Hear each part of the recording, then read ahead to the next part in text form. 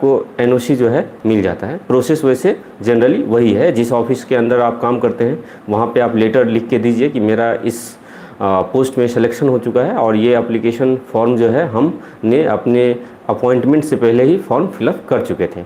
तो ये क्या है, आपका वो डिवीज़न का वर्क है और डिवीज़न जो है आपका सारा जो वर्क है वो प्रोसेस कंप्लीट करके आपको फिर ऑफिस में भेज देगा। उसके बाद जो भी फॉर्मेलिटीज़ होता है वो कंप्लीट करने के बाद आप एनओसी दे दिया जाएगा आपको। लेकिन दूसरा क्राइटेरिया ये है कि कोई भी ऐसा फॉर्म जिसमें क्या है आप एक्चुअली ज्वाइन करने के बाद एप्लीकेशन फॉर्म फिलअप कर रहे हैं, तो एक्चुअली क्या है उसका क्राइटेरिया ये है कि जैसे ही आप एप्लीकेशन फॉर्म फिलअप करते हैं उसी समय आप अपने ऑफिस को जो है इन्फॉर्म कर दें। एक्चुअली उसमें क्या है, आप एडवर्टाइजमेंट नंबर एक एप्लीकेशन फॉर्म में लिखिए और उसमें जो भी ऑफिस में काम करते हैं वो ऊपर में दीजिए टू दिस और related to NOC required for this advertisement number, और उसके बाद सारे जो डिटेल्स है आपका वो लिख दीजिए। और उसके साथ क्या है, एक आप एडवर्टाइजमेंट का भी पहला पेज आप इंक्लूड कर देंगे और उसका जो एप्लीकेशन फॉर्म जो आप फिलअप करेंगे वो भी आप साथ में सबमिट कर दीजिए।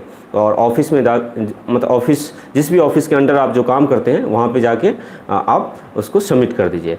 तो वो ऑफिस का वर्क होता है। उसके बाद क्या है कि ऑफिस जो है आपको फॉरवर्ड कराते जाता है और डिवीज़न में ले जाता है उसको, और डिवीज़न से जो है आपका एनओसी जो बन के जो है लेटर जो बन के जो है फिर आपके ऑफिस में रिटर्न आ जाएगा। फिर आपको हैंडओवर कर दिया जाएगा कि आपको इस एप्लीकेशन फॉर्म के लिए जो है एनओसी प्रोवाइड की जाती है। एक्चुअली क्या है, जब अगर हायर ग्रेड पे होगा, अगर 4200 ग्रेड पे में अगर आप जॉब करते हैं तो अगर आपको एनओसी अगर लेना है तो एटलीस्ट 4600 ग्रेड पे का होना चाहिए, मीन्स हायर ग्रेड पे होना चाहिए, तभी आपको एनओसी मिलेगी। सेम ग्रेड पे में एनओसी नहीं मिलती है। तो ये आपको ध्यान देना है। और प्रोसेस यही है जो आपको बताया कि ऑफिस के थ्रू आप लेटर लिख के आप दीजिए और ईजिली मिल जाता है, कुछ ऐसा तकलीफ़ नहीं होता है। हाँ, दूसरा क्राइटेरिया ये है कि कुछ लोग ये भी पूछते हैं कि पैसे वगैरह भी पेड करना पड़ता है क्या। तो एक्चुअली क्या है कि आपको अगर एनओसी किसी भी अपॉइंटमेंट के लिए अगर दे दिया जाता है जिसमें पहले से अगर आप फॉर्म फिलअप कर चुके हैं, अगर उसमें सिलेक्शन होता है तो अगर एनओसी मिल जाता है तो आपको कोई भी पैसे पेड नहीं करना पड़ता है रेलवे को। इसलिए नहीं करना पड़ता है, एनओसी का मतलब ही होता है नो ऑब्जेक्शन सर्टिफिकेट। मतलब रेलवे को आपको मतलब रेलवे आप मतलब छोड़ के स्किप करके अगर दूसरे जॉब में जा रहे हैं तो रेलवे को उससे कोई तकलीफ नहीं है, उसीलिए आपको एनओसी प्रोवाइड की गई है।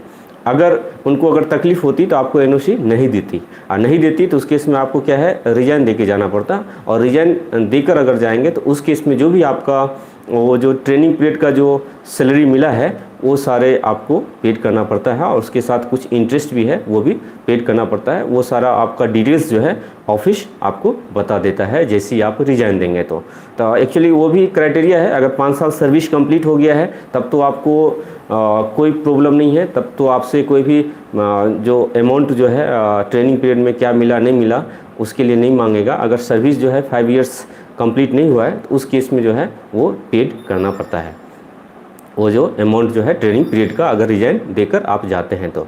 यही सारा क्राइटेरिया था। होप कि आपको ये 2 क्राइटेरिया जो बताए, एक ट्रेनिंग पीरियड में एक्चुअली रेलवे को या किसी भी जॉब में अगर आप ज्वाइन करते हैं या जॉब करते हैं तो उसको स्किप करने में कोई तकलीफ नहीं होता है, लेकिन जैसे ही आप परमानेंट अगर पोस्टिंग हो जाती है आफ्टर ट्रेनिंग कंप्लीशन तो उसके बाद जो है आपको ये सारा फॉर्मेलिटीज़ जो है थोड़ा करना पड़ता है।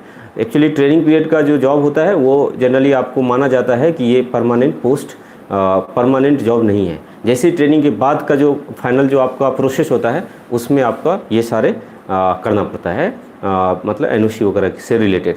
और एनओसी जो है आपको हायर ग्रेड पे में जो है इजीली मिल जाता है।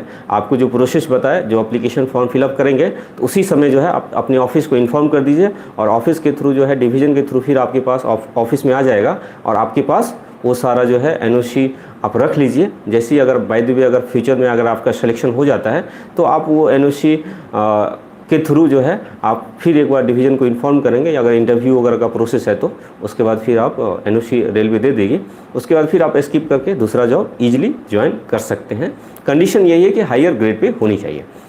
तो होप कि आपको जो भी इस वीडियो में बताए एनओसी से रिलेटेड आपको समझ में आया होगा।